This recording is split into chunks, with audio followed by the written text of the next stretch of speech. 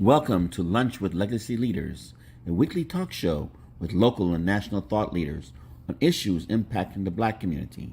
Now introducing our host, Miss Anne Marie Sorrell. Good afternoon and welcome to another episode of Lunch with Legacy Leaders. Thank you so much for taking time out of your afternoon to join us. We have a really great discussion this afternoon. I'm super excited about it. But before we get started with our broadcast, I'd like to thank our sponsors, Broward Health, AARP, the Florida Lottery, and the African American Black Alzheimer's Disease Initiative at the John P. Hussman Institute for Human Genomics, University of Miami Miller School of Medicine. If you or someone you know is experiencing loss of memory or memory problems, please contact their research team for more information at 877-686-6444. Now, today I'd like to welcome into our studio Ms. Rahel Weldeyesus, Senior Advisor for Innovation and Performance to Miami-Dade County Mayor Daniella Levine Cava, and Jason Smith, Director of Equity and Inclusion for Miami-Dade County. Welcome, Rahel and Jason. How are you today? Thank you. Thank you so much for having us. I'm doing great. Thank you for having us. Oh, no problem. Well, I have your bios. I did, kind of reduce them a little bit, but I do want to formally, just like we do all of our other guests, just briefly introduce you to our audience who may not know you. Of course, as we get through our discussion and our conversation, they'll get to know you a lot more. But Rahel, and please, Rahel, if I'm saying your name wrong, please let me know. Rahel is a Senior Advisor for Innovation Performance to Miami-Dade County. Ms. Rahel works across departments to drive innovation and strategic change within all functions of the county government. Her division engages directly with the public to bring new ideas and solutions from outside government for citizen-led problem solving. She has over 15 years of experience in strategic planning, performance management, and designing and launching innovative programs within government and nonprofit settings. For the last 6 years, she's worked closely alongside then Commissioner Daniella Levine Cava as her Chief of Staff. Prior to joining Miami-Dade County government, she held senior leadership roles within nonprofits and government. She received her BA from the University of Chicago and her Master's in Public Administration from Florida International University. Jason Smith is a public policy professional with 17 years of economic development and community engagement experience. He most recently served as legislative director for Commissioner Daniella Levine Cava, where he managed the commissioner's economic development and affordable housing portfolio. He led the successful effort to create new guidelines for the county's community development agencies, ensuring that residents in CRA areas were protected from gentrification and small businesses were prioritized for funding. He also created the only formal competitive solicitation process to convey county property for a commission district. Jason began his work in the community as a journalist for the historic Miami Times, where he reported on such issues as the displacement of public housing tenants during the Hope 6 project and the case of missing foster child Ryla Wilson. He also has written for the Boston Globe, the Des Moines Register in Iowa, and South Florida Sun Sentinel. He holds a bachelor's degree from Howard University and an MBA from Florida International University, and also holds a law degree from the Shepherd Broad College of Law at Nova Southeast University, where he graduated magna cum laude. So welcome again to both of you. Thank you. Thank you. Okay, well, let's get right to it. So you have both worked with Mayor Levine Cava in her role as commissioner, and now you're working with her as mayor. What has your experience been like for each of you? Great. So I'll just jump in here. It's been an exciting journey, I have to say. Just to work for somebody who is a visionary leader, who's always pushing the envelope, who is not afraid to take risk and act on behalf of our most vulnerable. I think it's been incredible. She is a servant at heart, and so she's been a role model to me. She's been a mentor to me. She's pushed me in my growth in my career. She's challenged me, and I think that's the best way to grow and to learn. And she's always leaving the door open for opportunities. And that's been a lesson for me. So it's been incredible. Wow. Sounds like a great experience. Yeah. Yes, I have to. Mayor Levine, a leader who believes in transformational change, and at every step of the way, welcomed new ideas, challenged us to think creatively about government and about including the citizens' voice in the work that we do, and always asked us to challenge the status quo and think outside of the box to deliver new solutions to the people of Miami-Dade County. I welcome and appreciate that opportunity to think broadly about some vexing challenges of Miami-Dade County. Some of these challenges we've been for generations. And finally, we have a leader, form of Mayor Levine Cava, who's willing to think differently, think creatively, and center voice in the discussion and in the. So it's been invigorating as a public policy professional to be a part of this dynamic and transformational. Awesome. Well, thank you. So you both have very, very significant roles in her administration, and I want to definitely dive into, and we talked a little bit about it in your bio, but I don't think that was even beginning to crack the surface of what it is that you both do. So we'll start with Rahel, Senior Advisor for Innovation and Performance. Let's talk about innovation, performance. You talked about community engagement. What does that actually mean? And what's your day-to-day life look like in this role? That's a great question. So innovation, traditionally when people think about innovation, they think about just tech, and technology and information system. The way the mayor has looked at innovation and performance is really driving bold change, right? It's a change agenda. It's the mayor's change agenda for Miami-Dade County. And it's a position, it's a new arm. It's never existed before. So this is a new branch of her office.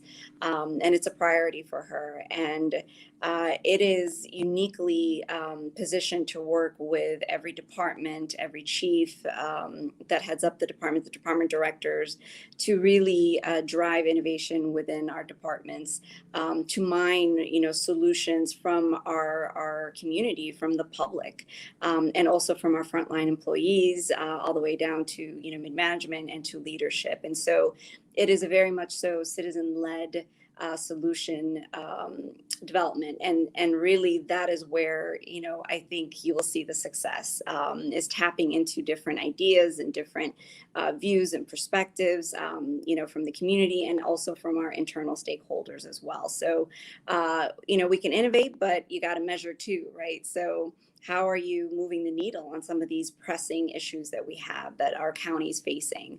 Whether it's an affordability crisis in housing, or sea level rise, or transit-oriented development. What do these things mean, and how do they impact our community and the public, and how are we moving the needle on these things? And so that's the performance side of it, is measuring these changes, making sure that we are holding ourselves accountable, the public is holding us accountable as well, and we are being transparent every step of the way in our decision-making process. So that's in a nutshell, innovation and performance, but that's how the mayor is looking at it.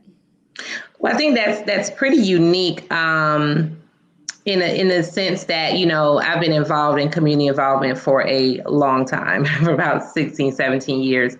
And I know a lot of times, there are different efforts and initiatives that get the community input.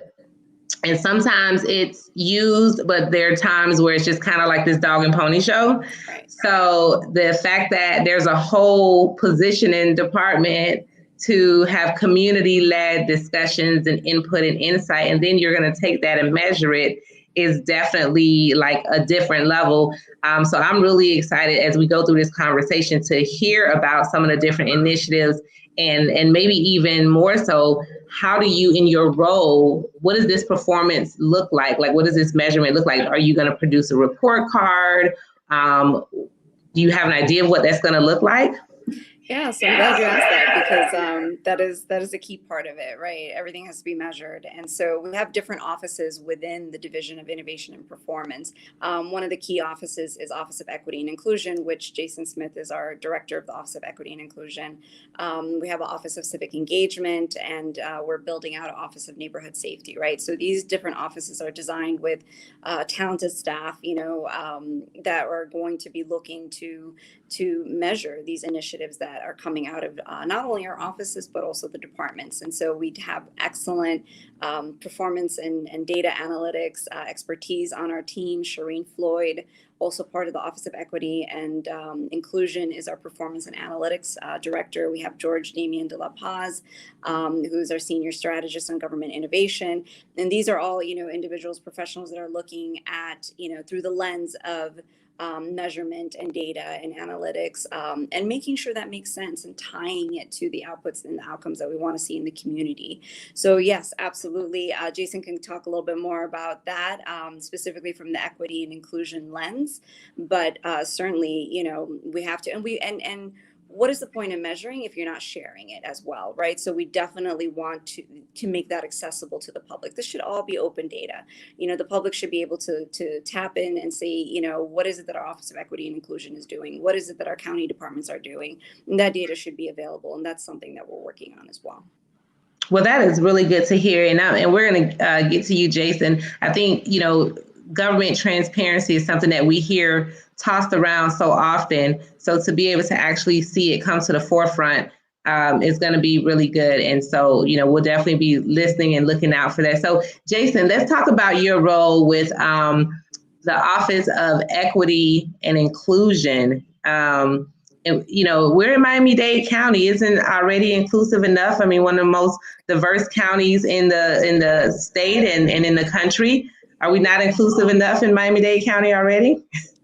Miami-Dade County is definitely a diverse and inclusive place, and we have led the nation when it comes to equitable and inclusive policies. Miami-Dade County was one of the first counties to adopt a human rights ordinance back in the 80s to protect the rights of individuals, be they Black, Hispanic, a member of a sexual minority group.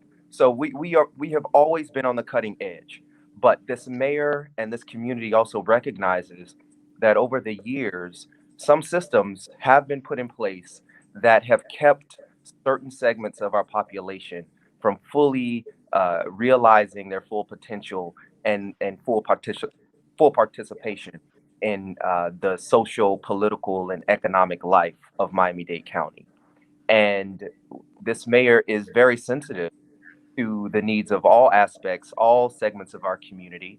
And she understands that some segments of our community, because of systemic barriers, some segments of our community need to be lifted up a little bit than others, invested in a little bit more than others because of systemic disinvestment. And so that's where my office comes in. The Office of Equity and Inclusion has been created to work to dismantle those systemic barriers of full participation in the social, economic, and political life.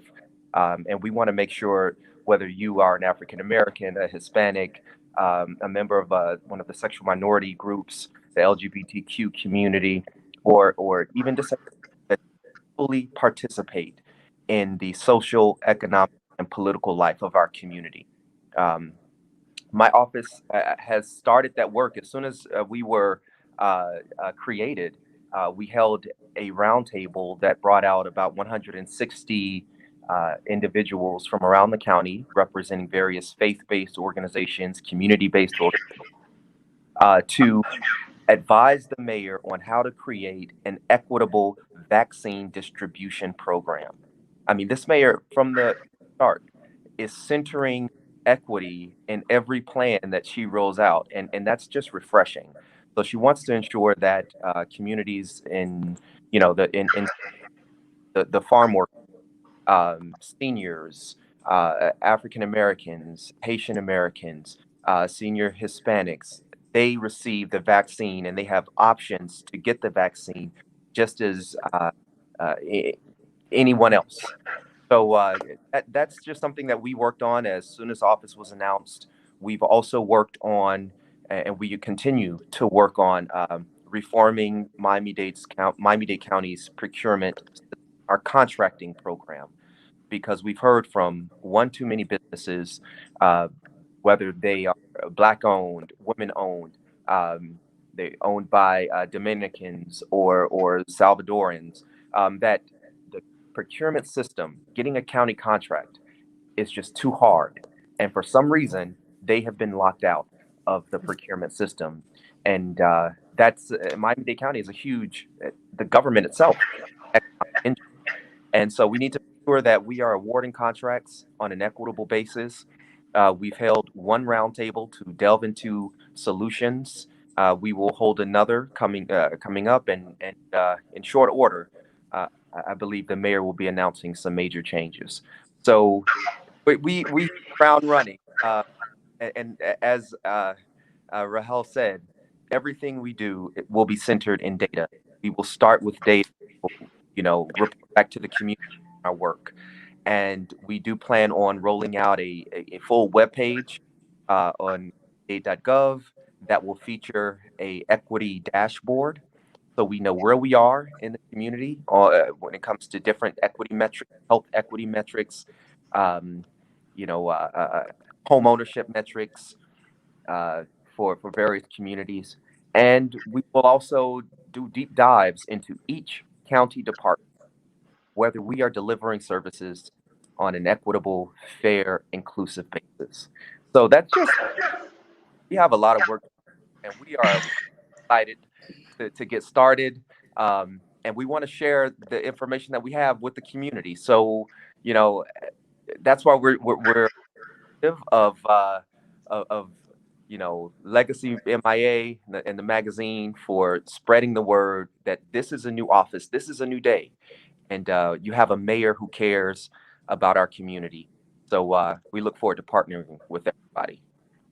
Wow. I mean, you both have just named off a super tall order of work to be done. And this is work that I think that many communities struggle with, many governments struggle with, many leaders struggle with.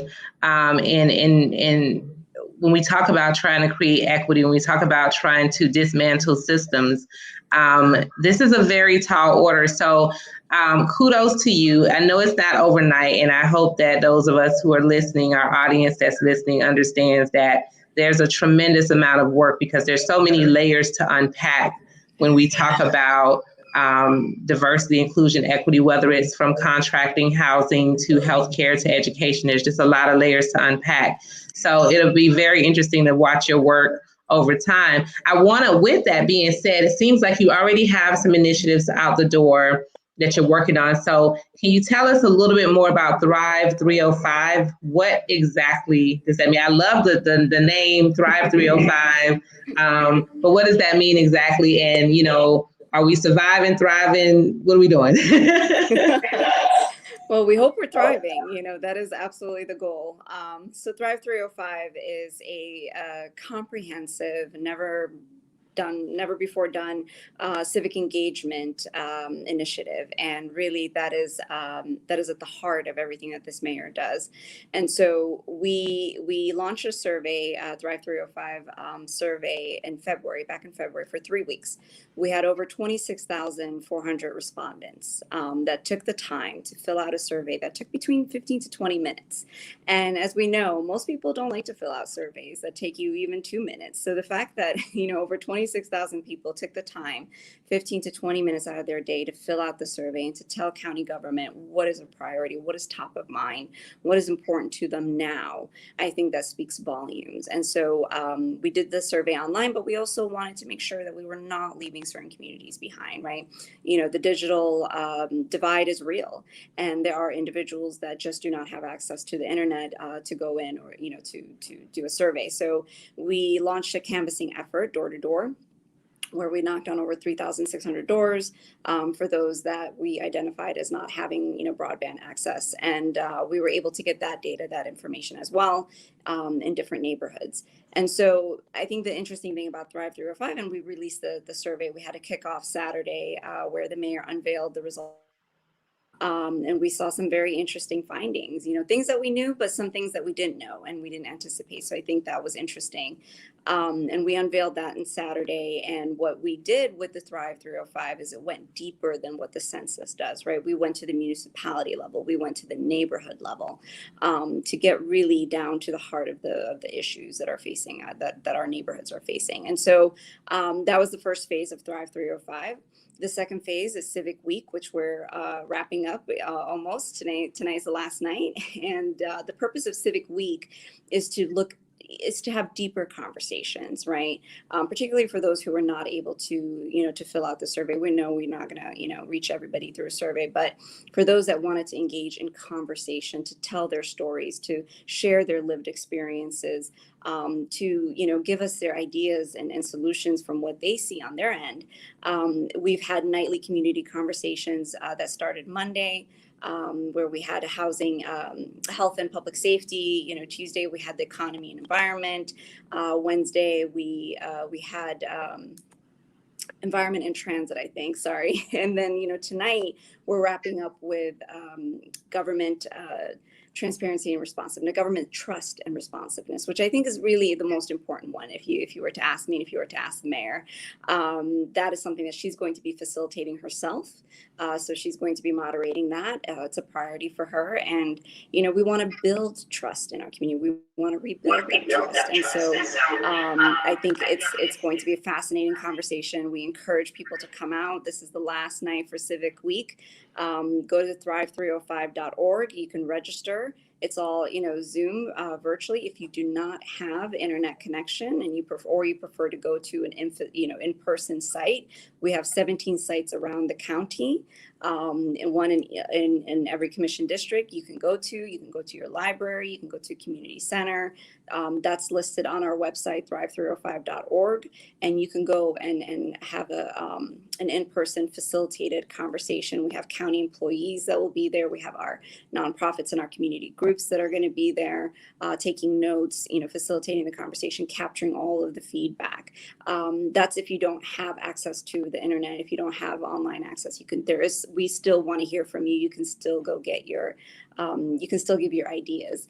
And then everybody else, the majority of it will be happening online. So we encourage you to register. Trust in government and responsiveness is tonight. And please, please, please, thrive305.org. I love it. Now, Jason, you are working on some different economic development initiatives yourself. As it relates to you, and you alluded to this a little bit in your opening about your role. So, and I know you said that the mayor will be announcing some new announcements. So we'll definitely be looking forward to those. But what do you foresee as some of the changes that will occur for Black business owners in particular to be able to successfully contract with government, being able to even participate, number one, successfully winning contracts, and then keeping and maintaining those contracts throughout the term. So what do you see as some things that you guys may be doing differently, if it's not going to be a spoiler, of course? Of course. Well, we are doing a deep dive in the existing policies of Miami-Dade County. Miami-Dade County, like I said, was a leader in inclusive policies.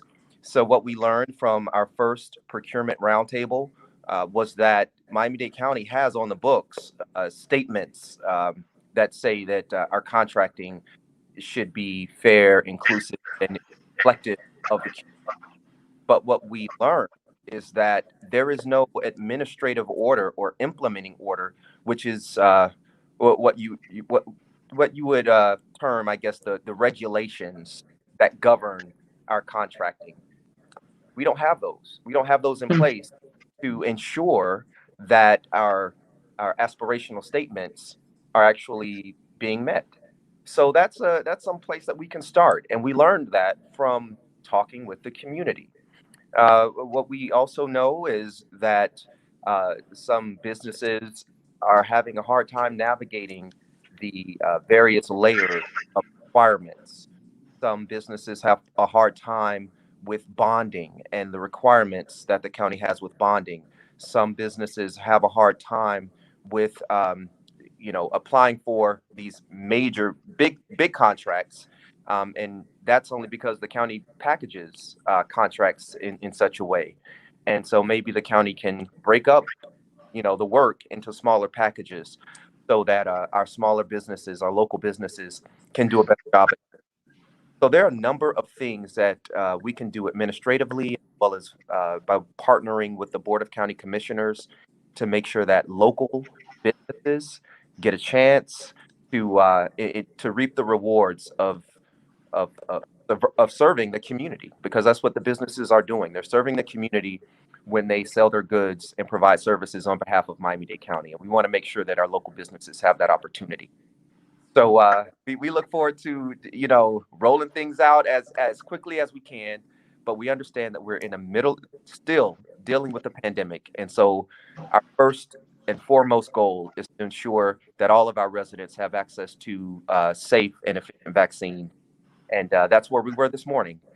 We were in South Dade at Zoo Miami with a host of faith-based leaders in South Miami-Dade County, and Haitian American leaders, letting our community know that the virus can be beat with vaccines. And Miami-Dade County has vaccines ready for our community, and we want to make sure that folks in our community have a shot in the shot. So we're focused on that right now, but expect more to come from the Office of Equity and Inclusion. Yeah, no, I think you said quite a bit. And as a person, our agency has been doing government contracting for as long as we've existed, for the most part. So it is very challenging. Everything from, the certification process to recertification process, to bidding. And then when you bid, depending on who's on the other side of the selection committee, and if there's an incumbent contractor, that has its challenges as well. So sometimes, you, Jason, will have your challenge of just figuring out how to level that playing field, especially in the instance where there are incumbent contractors in place and a new contractor is trying to get an opportunity. Those are definitely some challenges. I think some of the other challenges that you face is just from even my own personal experience, when you do have prime contractors that team with your certified vendors, and they put them on a team, but then they win an award and that vendor never ever hears from them again. I've had that happen to me several times where I've followed up, or it says, oh well, the county, not necessarily Miami-Dade, or the awarding entity has change the scope so that particular service may not be needed, or we haven't gotten to it yet, and the next thing you know, years go by and they never get to it, right? So I think those are definitely a lot of challenges that many governments are trying, procurement in particular is trying to work through to make sure that there are real accountability and real policies on the books to avoid these type of situations, because it is frustrating for a business. Again, I'm speaking from personal experience. It is frustrating for a business that you're trying to compete, you're doing all the right things, you're jumping through all the hoops, and then when you get to the table, you're still locked out. So you do have your hands full with that. Yes, and I just know when something like that happens, where do you go to report that in the past? Who have you reported those instances to? Because we're talking about utilization there. You may be on the contract, but you're not utilized. So who have you in the past worked with in the county? I'm curious. Well, in my instance, it wasn't particularly Miami-Dade County, but you go to procurement and you talk to them, or you go to the Office of Inclusion or Equity, because each entity, city or county, have their different offices of small business assistance or whatever their unique names are for it. You go to them, but sometimes you also, I think for contractors, what ends up happening too is they say, okay, well, would I run the risk of not being able to get work with this prime anymore if I, be the whistleblower on them, or, whatever. So there are different types of scenarios, but, oftentimes you want to go to the contracting authority and talk to their procurement people and let them know. But again, I think the key piece that you mentioned, if there's nothing on the books to enforce it, that's the challenge, because you can go in and report, but if there's no enforcement in place, then that's where the challenges come in. So it's good that you're looking at the enforcement side of it. Yes, yes. Working with all who are the practitioners and the small business owners who have encountered problems and issues in the past, together we can come up with some good solutions. And so I look forward to continuing this discussion. Someone posted in the chat, how does a business become certified? Yes. We can connect you to our small business division, which is led by a very talented and capable director, Gary Hartfield. He's the small business division director. LaWanda Robinson, she is one of the lead certifiers in that division. Feel free to reach out to me at jason.smith2@miamidade.gov, and I'd be happy to connect you. Let's see. I think she responded, it's a large business.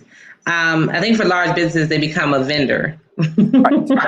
Certified as a vendor so that you can bid on various county contracts. So it doesn't matter if you're a small business or a large business. We just want to get you into the system so that you can partake and offer your services to the community. Yeah, and I think, Jason, and if you don't mind, just quickly, and I think this is important, especially as you're going about your day with businesses, that they understand that being a vendor and being certified are two different things, but everyone can be a vendor. Yes. Awesome. So, is there anything else? I know because we're running short on time, and you guys are embarking on some amazing work, and I really cannot wait to hear all of the outcomes and the different programs and everything that's going to come about from your efforts. Is there anything else that you would like to share with our audience today? Is there a takeaway or a golden nugget that you'd like to leave with them? Well, I'll start. I'll close it.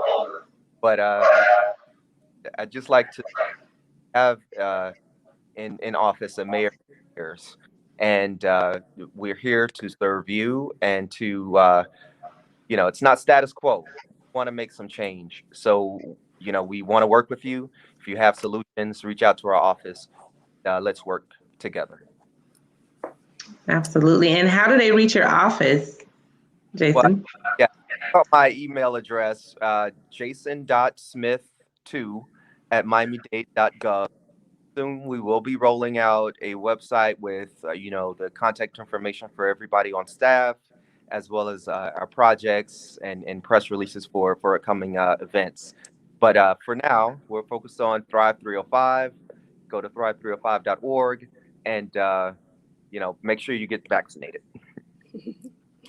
And I just want to add to that, when we talk about engagement, we want the public to know, we want the community to know, we're not just engaging you on, the normal things, right? The services that you come to get, to get from the county, or the needs that we want to meet. We want to engage you on a deeper level. We want you to be at the table of these decision makings. We want you to be at the policy making table. And so when we say we're coming to the community, we're looking for feedback. This is something that the mayor, at the end of Thrive 305 will basically solidify, will filter through, and this is going to inform her action plan for her administration in the next 4 years. So this isn't just, meetings. This isn't going, we meet, like you said earlier, it's not a dog and pony show. We really want to hear from you. We want to hear your ideas, we want to share with you, some of the things that we're thinking about as well.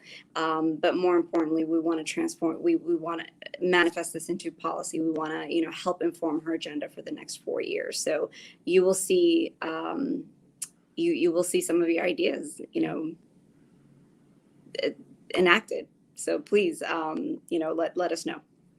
No, that is awesome, and please send Mayor Cava our love from Legacy. I had the opportunity to interview her while she was on the campaign trail, and loved her ideas and her energy, and just everything that she had done before. So I'm happy that she is actually the mayor now, and kudos to her for putting in place such important roles that you two hold. And we definitely look forward to continuing to support your offices and getting information out to the community through our different means of communication with Legacy. So we thank you so much for your time and information, and we look forward to having you back in the future with an update or report card or those announcements. But again, any way that we can share and spread the word, please let us know how we can do so. Any last thoughts before we go into our announcements? No, just thank you so much for having us. Really, we appreciate it. Thank you. Awesome. Well, thank you again. So just stay with me real quick as we just make a couple of quick announcements. We want to thank our sponsors again, Broward Health, AARP and the Florida Lottery, and the African American Black Alzheimer's Disease Initiative at the John P. Husband Institute for Human Genomics, University of Miami, Miller School of Medicine. Our next issue, the most powerful and influential Black business leaders of 2021, which I do believe Jason is going to be in there. Is that what I heard? I think. Congratulations. Congratulations to you, Jason. This issue will be released this Sunday, April 18th. So put it on your calendars and make sure you pick up a copy of the Miami Herald. If you're in Palm Beach or Broward County, pick up a copy of the Sun Sentinel so that you can see who our most powerful and influential Black business leaders are for 2021. Also, make sure that you tune in to Soul, hosted by Nikki Jellin, every Wednesday evening at 7 p.m. as we disseminate intellectual entertainment on fashion, arts and culture, relationships, mental health, and food in South Florida.